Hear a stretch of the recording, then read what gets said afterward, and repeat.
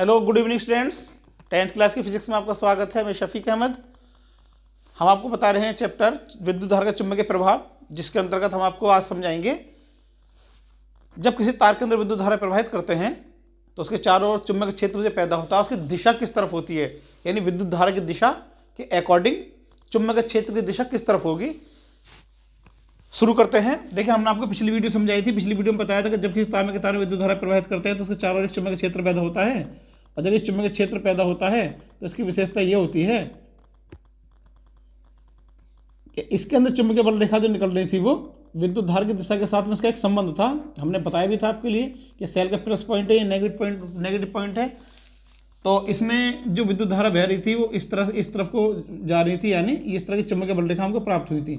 ठीक है, ये वाली चुंबकीय रेखा बल जो हमको प्राप्त हुई थी इसके आधार पर हमने बताया था कि यदि अगर इसके कनेक्शन को बदल दिया जाए तो चुंबकीय बल रेखा की दिशा भी बदल जाती है। तो अगर आप इसको दिशा के बारे में कोई तुमसे पूछे तो किस तरह से बताएंगे आप। देखिए, इसमें नियम तो काफ़ी साइंटिस्ट ने दिए थे। तो सबसे पहले आता है इसके अंदर दक्षिण हस्त अंगुष्ठ नियम, यानी दाएं हाथ के अंगूठे का नियम। आप इस तरह समझ सकते हैं। देखिए, हमारा दाएं हाथ का अंगूठा हमने इस तरह से मोड़ लिया, तो यदि हम किस तरह डिफाइन करेंगे, यदि हम अपने दाएं हाथ की उंगलियों को इस प्रकार मोड़ें कि अंगूठा ऊपर की ओर, यानी इसके अंगूठे की दिशा जो है इसके लंबवत रहे, तो यदि अंगूठा बहने वाली धारा की दिशा को प्रदर्शित करता है तो ये उंगली है जो होती है इस तरफ को बढ़ रही है, तो चुंबकीय बल रेखा जो होंगी इस तरह से मतलब चुंबकीय बल रेखा जो होंगी इसकी दिशा को प्रदर्शित करेंगी। यानी अंगूठा अगर ऊपर की तरफ है तो चुंबकीय बल रेखाएं घड़ी की सुई की दिशा के विपरीत घूमती हुई महसूस होती हैं। तो ये दिया था इसने, क्या दिया था, दक्षिण हस्त अंगुष्ठ नियम या राइट हैंड थंब रूल। देखिए, तो यदि हम अपने अंगूठे को उस तरह से फैलाएं, यानी अपने हाथ तो मुट्ठी को बंद करने के बाद में अंगूठा ऊपर की तरफ करते हैं तो अंगूठा बहने वाले धारा की दिशा को प्रदर्शित करता है। तो ये मुड़ी हुई उंगलियां जो हैं, ये मुड़ी हुई उंगलियां जो होती हैं ये बहने वाली धारा की चुंबकीय क्षेत्र की दिशा को प्रदर्शित करती हैं, यानी चुंबकीय क्षेत्र इस तरह से मूवमेंट कर रहा है। ठीक, इसी बात को प्रूफ करने के लिए दूसरे साइंटिस्ट ने अपने तरीके से दिया था। यह था मैक्सवेल का दक्षिणवर्ती पेच का नियम। मैक्सवेल ने भी दिया था, इसने कहा था दक्षिणवर्ती पेच का नियम। पेच के नियम के लिए पेचकस से समझ सकते हैं आप। ये पेचकस है, इससे अगर आप किसी पेच को खींचना चाहते हैं तो आप इस तरह से इसको रखेंगे अपने पास, और देखो पेच को इस तरह खींचना शुरू कर देंगे। ठीक है ना।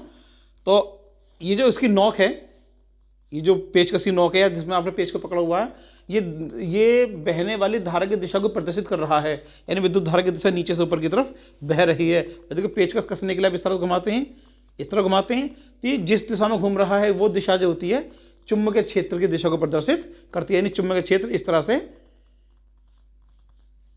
तरह से घूम रहा है, यानी इस तरह से चुंबकीय क्षेत्र गति कर रहा है। और यदि इस पेच को आप पलट देते हैं इस तरह से, ठीक है ना, तो आप पेच को इस तरह से कसेंगे, तो ऐसी कंडीशन में धारा यदि नीचे को जा रही है तो इसकी दिशा भी बदल जाती है। फिर दूसरी कंडीशन में धारा इस तरह से, यानी चुंबकीय क्षेत्र की दिशा जो इस तरह से होती है।